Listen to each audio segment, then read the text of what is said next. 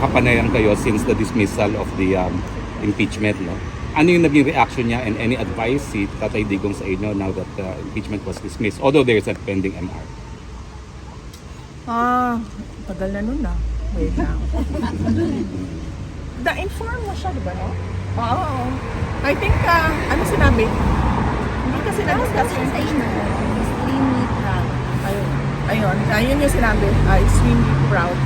Hindi kasi kami nagkausap.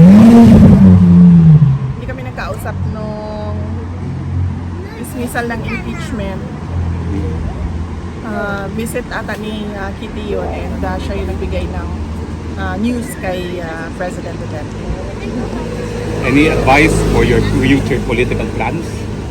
Si Tatay Digong? Wala kami pinag-usapan na 2028 wala kami pinag-usapan ng 2028 elections kami